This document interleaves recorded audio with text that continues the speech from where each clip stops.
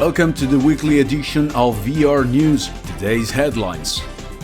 Ray-Ban stories. After the latest data, Meta is disappointed.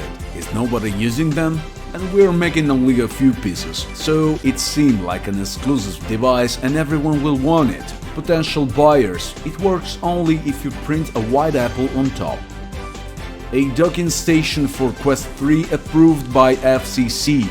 The inspectors in charge of control. Meta, send us everything in one solution. We can't approve things in bits and pieces anymore.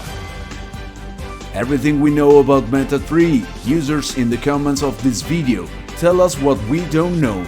My response. But if I don't know it, how can I tell you? Pico 4 surprises everyone with a major system update. Improved hand tracking, automatic updates and much more. The CEO of the company. We saw Meta do it and we liked it. The burst offers frenetic combat in a post-apocalyptic world, mixing mechanics from Stride and that hook. Players wonder what this feeling of deja vu is.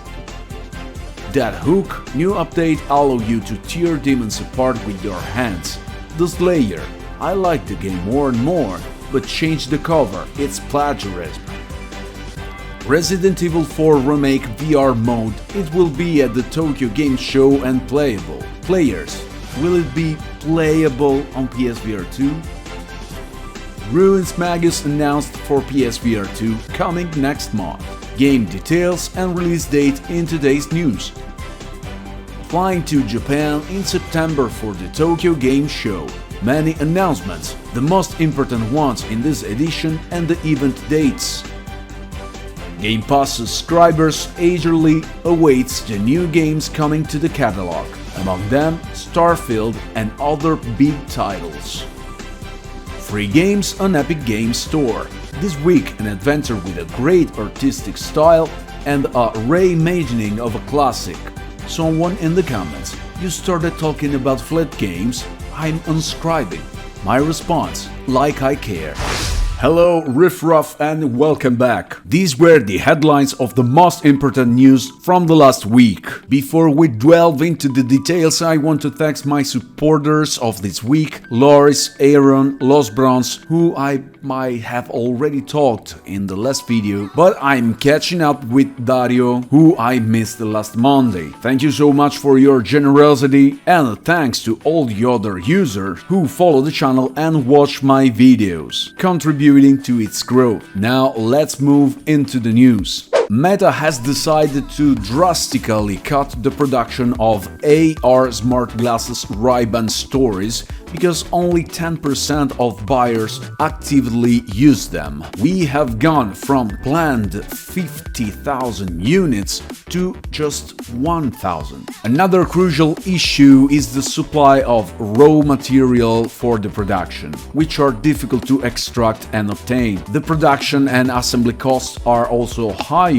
as the process takes place in the United States, requiring stricter quality controls and authorizations, thus increasing the cost. The FCC approved an accessory for Meta Quest 3. It's an official Meta docking station which seems to be capable of wirelessly charging the headset and controllers through contact. Although the controller requires AA batteries to function and don't show any visible contacts for wireless charging, from the projects approved the previous week by the FCC, it seems that the controllers can absorb energy and transfer via internal contacts to the batteries, which of course must be rechargeable to enable charging. This adds to what we already know about Quest 3, that will be officially launched on the market next month during MetaConnect on September 27 and 28, with the price around 600 euros, available in 128 or 256 GB version of internal memory. The design is 40% slimmer than Quest 2, probably thanks to the use of pancake lenses. It has two cameras for tracking positioned on the headset, a double 4-megapixel RGB camera on the front, along with a depth sensor, high-quality color pass-through that should exceed Quest Pro's in quality and precision. Unfortunately, it will come with the same elastic strap as the Quest 2,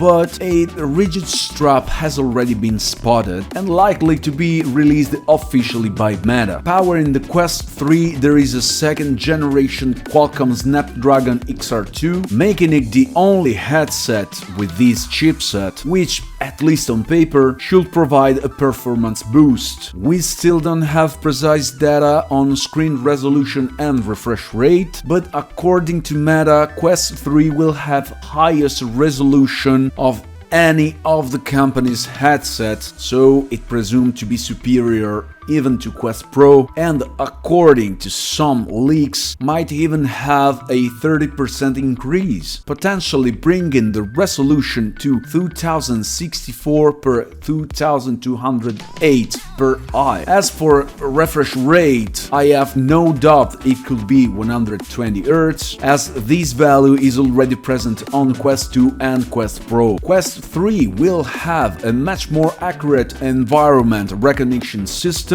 than any other headset thanks to the depth sensor, which should eliminate the need for manual room setup, and combined with a high-quality pass-through, it should provide extremely precise AR experiences. On battery life, Bosworth himself stated some time ago that the duration is similar to that of Quest 2. The controllers will not have rings for tracking, since thanks to the capabilities of the headset, they can be tracked anywhere quite accurately. Infrared sensors are scattered across the controller's face, and the headset is capable to track both controllers and hands simultaneously for instant switching between controllers and hands usage. There was a doubt raised by Bloomberg about the effectiveness of tracking, which was later denied by Bloomberg itself after they tried it, and by Meta employees themselves, who encountered no issues even at Expert Plus difficulty level in Beat Saber. And finally,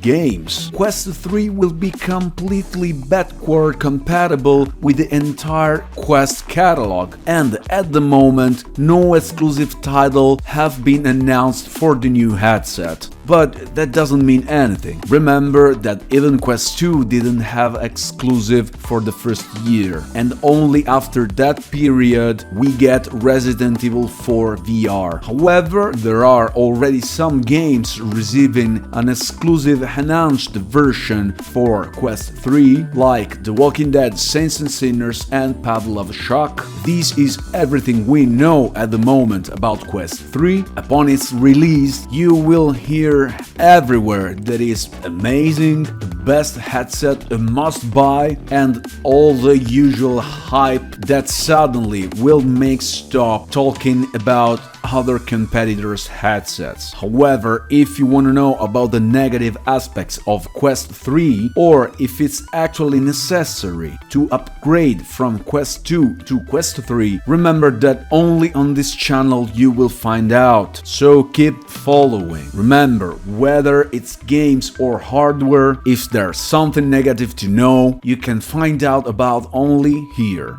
Pico 4 makes headlines again by releasing a very important update that adds new features and improvements, such as enhanced hand tracking, reducing jitter, improved accuracy and stability. They've also added the ability to record in stabilized 69 format. Also similar to Quest 2, you will be able to download automatic updates even when the headset is in standby. And finally, a very interesting novelty. For the first time, a VR headset will allow you to scan and link credit cards through pass-through. So go Pico, don't give ground. Let's switch topic for a moment and let's talk about games, specifically games coming to PSVR 2. Tennis on Court will be available on the new Sony's headset in October. It's a simulator that supports both a realistic and an arcade mode, gathering players who might not be as familiar with sports but want to experience tennis in VR. It's already available on Quest 2 and will come to PSVR 2 on October 20.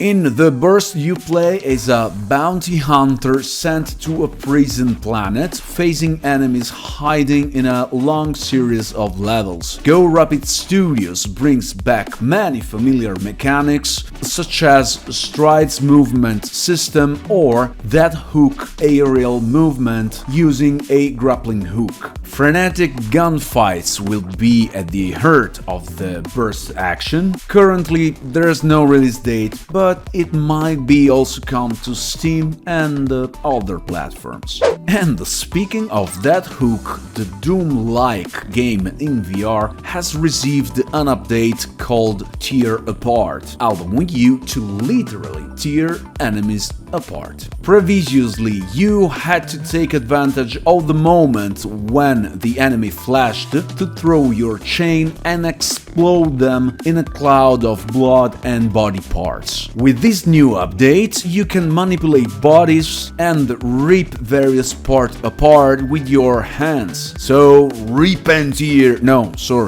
tear apart. The Resident Evil 4 Remake VR Mode is getting closer. It will be playable at the Tokyo Game Show 2023. The mod is exclusively developed for PSVR 2 and should offer an experience very similar to that of Resident Evil Village. We're not talking about a native VR game, but rather the flat game modded for VR. In fact, if you already own the game on PS5, you have to simply download the package that adds VR support to the game. Another upcoming title for PSVR 2, Ruinsmagus, the base game along with the DLC will be available already on day one. It's a fantasy dungeon crawler RPG. You are a part of a guild of warriors called Ruinsmagus, and you have to take on various missions to complete the main story, while the DLC offers an additional story focused on a mysterious character. The game is already available on Quest 2 and PC VR and will arrive on PSVR 2 on September 19th. And now let's talk about Capcom and the dates of the event during the Tokyo Games Show 2023. Capcom event will open on September 21st and will last about 1 hour. Note that this is an online event, while Capcom will have physically presence at the fair throughout its duration, allowing attendees to try out demos or full version of Apollo's Justice Ace Attorney Trilogy, Exoprimal, Monster Hunter Now, and Resident Evil 4 VR Mode, and Street Fighter 6. The Tokyo Game Show 2023 will span 4 days from September 21st to 24th in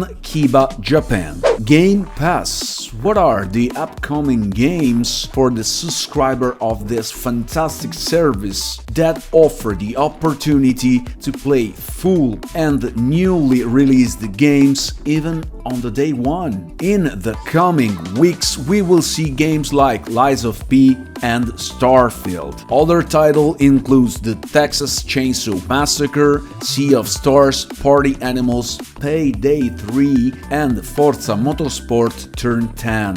These and hundreds of other amazing games if you are subscribed to the Game Pass. I will start doing reviews and gameplay of some of these soon, and keep following to experience Starfield together upon its release. Let's conclude with the free games on the Epic Games Store this week. Until August 25, you can redeem Black Book for free, which is a GDR adventure based on Slavic mythology with a unique artistic style, and Dodo Peak, a reimaging of the classic Q*bert. To redeem these games, you simply create an Epic Games account, install the client on your PC, and add them to your library, and the games will stay in your list forever. That's it for this edition of VR News. See ya in the comments and join me next Monday for another edition. Like, subscribe, and keep following. Support the channel using the super thanks button. From Benny Soul, see ya to the next one, and see ya in VR. Stay safe, Riff Ruff.